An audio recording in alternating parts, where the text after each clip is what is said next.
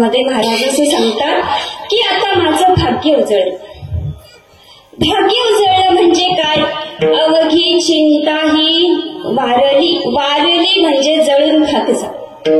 आणि जळून खाक झालेली वस्तू पुन्हा उत्पन्न होत नाही. महाराज म्हणतात ती चिंताच आता माझ्या आयुष्यात राहिली नाही. महाराज तुमचं भाग्य उजळलं म्हणता, चिंता नाहीशी झाली, पण त्याच्यामुळे तुम्हाला काय लाभ झाला? तर महाराज म्हणतात मला संतांचं दर्शन झालं. संत दर्शनी हा लाभ.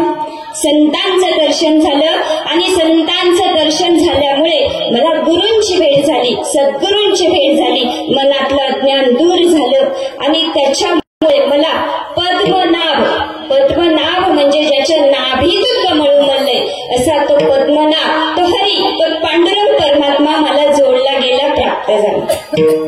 महाराज तुमचं भाग्य उजळलं म्हणता, चिंता नाहीशी झाली, संतांचं दर्शन झालं, गुरूंची भेट झाली, सद्गुरूंची भेट झाली, मनातलं अज्ञान दूर झालं, त्याच्यामुळे तो पांडुरंग परमात्मा हरी जोडला गेला, प्राप्त झाला, कळलं, समजलं महाराज. पण तो जोडलेला भगवंत तुम्ही ठेवला तरी कुठे?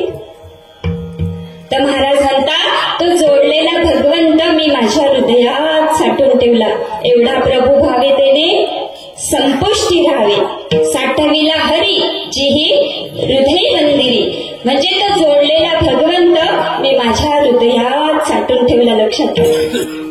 आणि शेवटच्या चरणामध्ये तर महाराज असं सांगतात बाबा की तो दैवाचा ठेवा आमच्याकडे आधीपासूनच होता, पण अज्ञानामुळे दिसत नव्हता. पण जेव्हा मला गुरूंची भेट झाली, सद्गुरूंची भेट झाली, मनातलं अज्ञान दूर झालं आणि तो दैवाचा ठेवा आम्हाला आमच्या पूर्वजांच्या पुण्याने सहज प्राप्त झाला. तुका मने होता ठेवा तो या भावा सापडला. पण आजी मला एका प्रश्नाचं उत्तर द्या. सापडला हा शब्द कधी समोर येतो? प्रश्न की नाही? सापडला हा शब्द कधी समोर येतो? तेच माहित नाही. तेच माहित नाही, बरोबर ना? म्हणजे कसं झालंय माहिती का? जेवायला खूप आहे पण डायबिटीस आहे, गडबड, हो की नाही?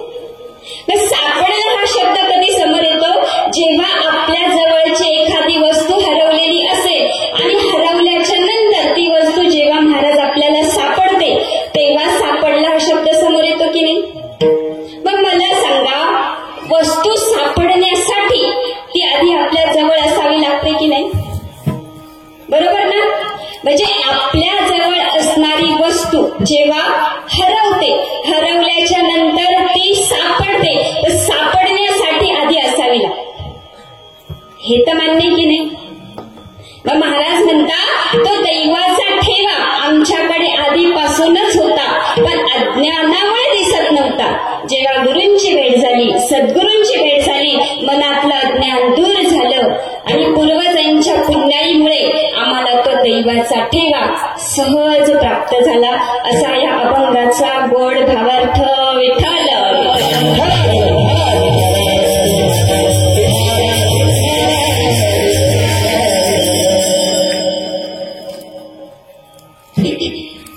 चिंतन रूपी सेवेला आरंभ करण्यापूर्वी एक छोटासा परिहार देणं आवश्यक असतं आणि वक्त्याने ते सांगावं हे त्याचं आद्य कर्तव्य.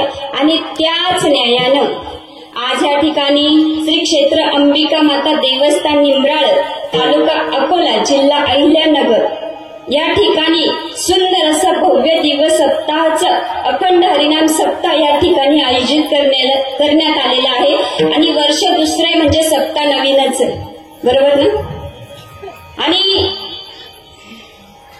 याचे मार्गदर्शक आहे हरिभक्तपरायण निवृत्ती महाराज देशमुख आणि हरिभक्तपरायण दीपक महाराज देशमुख यांच्या मार्गदर्शनाखाली प्रभू श्रीरामचंद्रांच्या पदपावन स्पर्शाने पुनीत झालेल्या आपल्या या साधू संतांच्या भूमीमध्ये पांडुरंगाच्या असीम कृपेने, साधू संतांच्या कृपा आशीर्वादाने, नियोजक आयोजक यांच्या सुंदर मार्गदर्शनाखाली भव्य दिवस सुंदर असं सप्ताहाचं आयोजन या ठिकाणी करण्यात आलेला आहे आणि त्यांच्या निमित्ताने तुमच्या सर्वांच्या विश्वासातून प्रेमातून 7व्या दिवसाची सेवा आज माझ्याकडे सुपूर्द करण्यात आली आहे.